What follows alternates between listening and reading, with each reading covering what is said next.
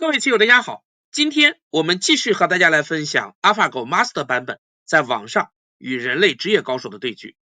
这盘棋是60局当中的第40局，与我国著名的职业棋手孟泰龄七段登擂挑战。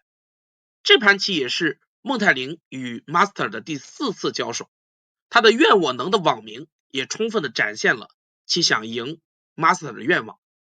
而孟泰龄也是我国棋坛非常有创新能力的一位棋手，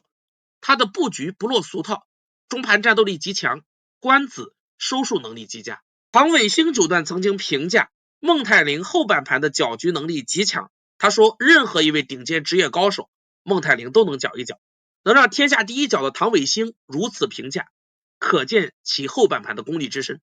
本局当中孟泰龄也展现了自己的这一风格。接下来我们进入棋局，执黑的孟泰龄选择了 Master 拿手的星小目大飞手脚的开局，白棋淡定的选择了星小目一间跳，黑棋小飞手脚，白棋也小飞。下一手黑棋在上方拆边连片，接下来白棋下出了罕见的一手，下一手棋直接尖冲了小目的大飞手脚。以前一般认为小目小飞手脚尖冲是常见下法，这也是吴大师在21世纪围棋当中所提倡的招法，但是由于小目的大飞手脚脚步上弦空虚，这手尖冲有帮黑棋补强的嫌疑。但是此时 Master 的境界以真摘花飞叶皆可伤人的化境，下一手黑棋贴起补强脚步，白棋轻灵跳出。接下来黑棋选择了夹的下法，但这手棋局后孟泰龄反思应该在此挖粘，白棋打，黑棋粘住，白棋再飞，这样比实战要好一些。唐伟星九段也是这个意见。不过以 AI 看来，这一代的区别并不是特别大。我们继续来欣赏下一手棋，黑棋加弯之后，白棋在上方靠了上去，这是这个局部尖冲完常用的后续手段。这一代黑棋无论是立下还是在此单退，都有被白棋便宜的嫌疑，以后白棋搬了拆二，上方一带的阵势就被白棋破掉了。所以实战当中黑棋在上方二路搬是局部最强应对，白棋长出，黑棋继续爬，接下来白棋先手搬一下，跳在此处。这个局部走完之后，黑棋边上星位的这颗子略显尴尬，因为这一带由于边上漏风，黑棋补一手不知道补在什么地方。实战当中黑棋先从左边打吃，继续牢控，白棋简明退出，以后白棋在此冲了之后虎是先手，这一带白棋是极厚的。实战当中孟泰龄看到上方没有好的补棋选点，下一手棋选择了在下方2-5清分，但是卡塔狗此时的建议黑棋在上方一带不应脱先，他给出的招法是黑棋尖在此处，反过来威胁上方一带的白棋。白棋下一手尖冲，黑棋贴起，白棋再跳，一边压低右上的黑棋，一边策应上方的战斗。接下来黑棋在中央二间跳，白棋跳出，黑棋在拆二。这个棋形想必各位棋友比较熟悉，前几天给大家介绍的第2届中日围棋擂台赛主将对决，聂卫平与大猪英雄曾下出过类似的局面。下一手白棋在此靠，黑棋长，接下来白棋再回到下方抢占大场，黑棋尖冲，白棋震，黑棋挡下，这样将形成乱战的局面。黑棋实力较多，但白棋手握攻势，而且全局看来双方的形状都非常的潇洒漂亮，胜率也是5-5开。相信大猪英雄九段看到这个图也会由衷的赞叹，哟西魅力恨。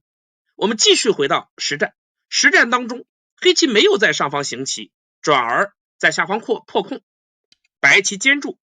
黑棋再从边上分头过来。这一带黑棋下的也非常有意思，白棋就简明的吃住这颗子，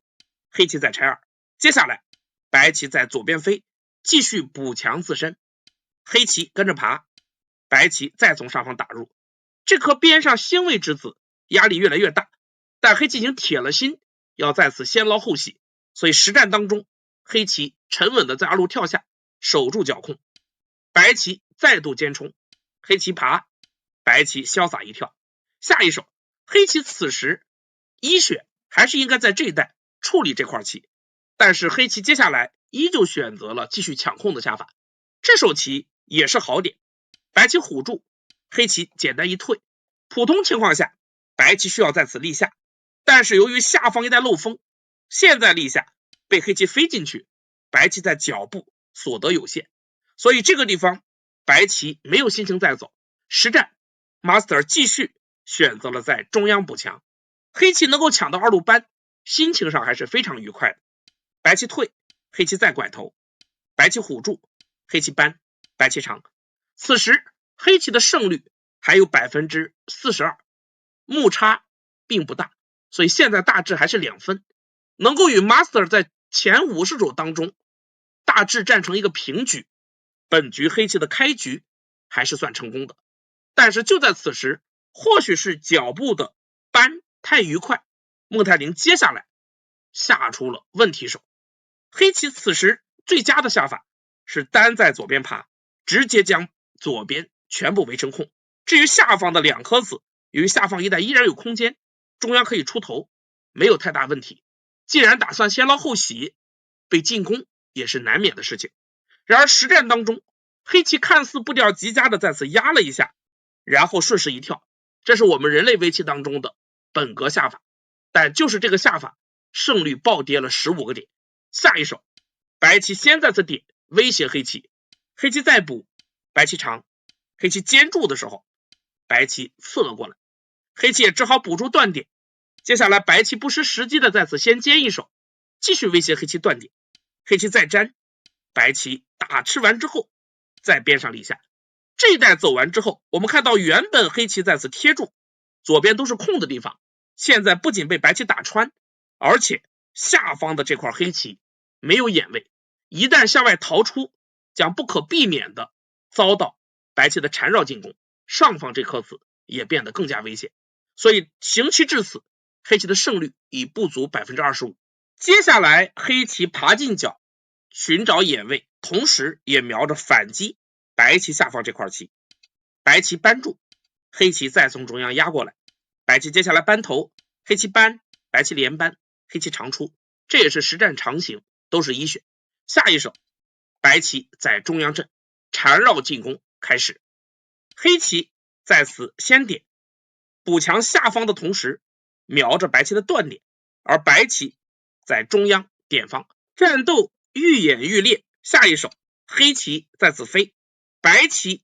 接下来从1路扳反过来威胁黑棋断点，而黑棋下一招在2路拖，在当时被认为是妙手，唐伟星九段对这手棋也是赞叹不已。但是以今天 AI 的眼光看来，这手棋恰恰是本局的第2个问题手，这手走完，黑棋的胜率已经降到了 10% 以下。黑棋这手棋的本意是在试探白棋应手，如果白棋从下方扳，黑棋顺势在此补住，这样这个断点消失，这一带有吃，这个地方还有断，黑棋成功。但是白棋就朴实的从上方一扳，黑棋再去虎的时候，白棋回来粘住，黑棋再退，这一带黑棋并没有完整的2只眼，将来补一手才能活棋，同时中央的这个断点变得也愈发的严厉。那么此处黑棋最佳的下法是什么呢？大智若愚，这一带黑棋简明粘住竟是局部最好的下法。接下来白棋也只有补住这个断点，如此一来黑棋冲一下之后，有一步妙手值得我们学习，就是挤在此处。这步棋同样是适应手，但比拖在2路要好得多。现在如果白棋从左边吃，黑棋粘住，白棋再粘，这个断点已然消失，接下来黑棋可以在中央拐头，整体的白棋反而陷入了眼位不足的境地，自然也无法再对黑棋强攻。而如果在黑棋挤的时候，白棋吃在这儿的话，那么黑棋断掉即可。接下来白棋长，黑棋就粘，这个白棋的断总要去补，看似黑棋岌岌可危，但是黑棋有一步好手，就是从2路飞，这是挤的后续手段，随时要逃出这颗子。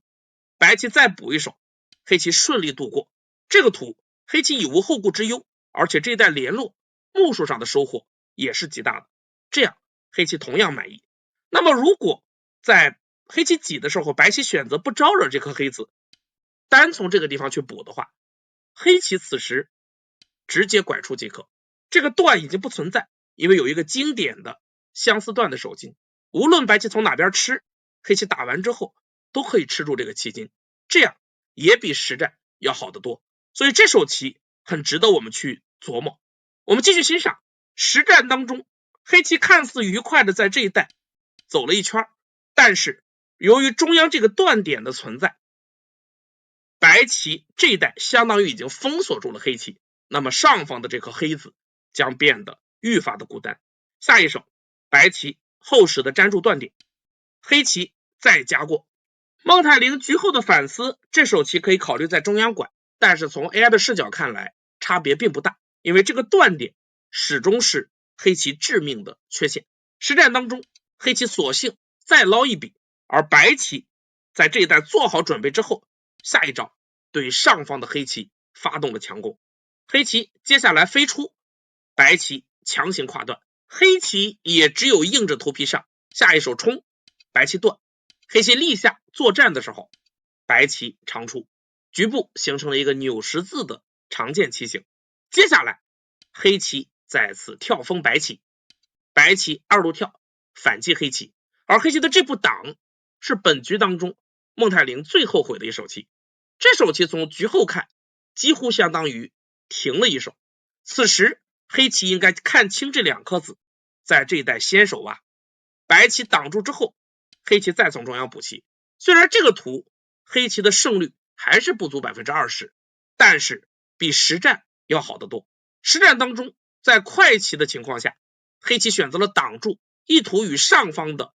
白棋作战。孟泰玲在此想，即使白棋吃住这三颗子，如果这周围要去收气的话，黑棋在外围也会获得便宜。但是没想到 Master 开始了自己的表演，下一手棋白棋以攻为守，先再次冲，黑棋挡住，白棋强硬切断，黑棋退出，接下来白棋一长，这三颗黑子的气太紧，无奈黑棋只好回到中央行棋。而下一手棋白棋尖在上方，白棋不仅眼位充足，而且气也长了很多。现在黑棋很尴尬的是，中央必须马上走，否则被白棋在这一带尖过来，由于这个地方有断，这两颗黑子起不到任何的支援作用，这样黑棋将陷入白棋的重围之中。所以实战黑棋在此再补一手，而白棋抢到了上方的这个虎。这手棋不仅净吃了三颗黑子，而且还是先手，补掉这个地方的弱点之后，下一手棋白棋在此挡下，黑棋脚步反而出了问题，无奈黑棋只好断在此处防御，白棋则在上方补活，彻底的杜绝了黑棋想要收气的念想。下一手黑棋打吃，白棋粘住，接下来得到先手，黑棋回到中央跳，意图对白棋的四颗子发动威胁，但白棋的应法非常简明，接下来直接退回，看清这两颗子。此时形势黑棋胜率不足 1%， 而目数上看白棋盘面领先7目左右，几乎已经可以倒贴。所以孟泰玲也意识到形势危急，接下来开始施展他的搅局功夫。下一手黑棋点在此处，先做试探准备，白棋贴棋反击，接下来黑棋打将再次冲一下之后，在右边飞了过来。但这手棋与脚步的补棋是剑合的好点，下一招白棋根本不予理会，直接在脚上加了过去，黑棋也很无奈，在脚上补被白棋唬住，边控太大。接下来黑棋碰，开始骚扰白棋右下的阵势，白棋尖联络，黑棋长出，白棋就度过。接下来黑棋再断的时候，看似这一带出了一些问题，但是白棋的计算异常的精准，下一手直接粘住，黑棋再退回，白棋尖在此处，依旧看清了上方的残子，黑棋脚步长出，这是当初点留下的手段，而白棋在中央沉稳的飞一手，彻底的吃住三颗黑棋。下一手黑棋靠，白棋搬过来，黑棋再长，白棋吃，黑棋打，白棋提，这个脚步黑棋已经可以做活，因为以后一路立是先手，这一立就已经活棋了。而且即使脱先，由于一路有搬的手段，白棋挡黑棋断，白棋提黑棋打，局部有结争，黑棋已然有收获，但这个收获是在付出了中央几颗子的代价才获得的。同时中央白棋变后，黑棋的这块棋现在也出现了危机。下一手棋，黑棋在脚步补棋，白棋打吃度过。接下来黑棋拐接应上方的几颗子，同时暗暗的盯着这一带的手段。这个地方白棋如果不去补棋，那么黑棋在这一带有顶的手段，利用上方的3颗弃子，白棋补回，黑棋一退，这一带白棋需要单关联络，这样的话目数上黑棋会便宜很多。实战当中，在黑棋拐头的时候，白棋在下方先压一手，这是先手，威胁再次冲断，而黑棋粘住之后，白棋机敏的马上回到了上方，补住了棋形。黑棋断吃，白棋此时打吃了一手，这是阿尔法狗典型的放水式的下法。实际上这一带白棋不补，由于黑棋气紧，刚才的手段也已经不足为惧。卡塔狗此时的建议是白棋在中央收束定型，逼迫黑棋补棋，然后白棋顺势再将下方补活，这样白棋的优势依然在盘面6到7目。实战当中，白棋在上方后势的吃一手，黑棋则从下方搜刮白棋，白棋冲，黑棋打，白棋断，黑棋吃住3颗子，这一带黑棋目数上有收获。白棋粘住，黑棋再补一手，白棋跳回，由于脚步有一只后手眼，这块白棋没有问题。下一招黑棋也长，跟白棋双交换，连回上方的几颗子。接下来黑棋断打，局面进入了收官。白棋恰吃，黑棋提，白棋脱先，在脚步断打，要求黑棋定型。黑棋一路扳是早就预谋好的手段，白棋如果强硬阻渡，黑棋可以断吃，白棋提，黑棋再断，这样形成结争，对黑棋来讲劣势下无疑是救命稻草。但是白棋根本不去理会，黑棋扳的时候，白棋同样抢到了右上提吃极大的一手棋，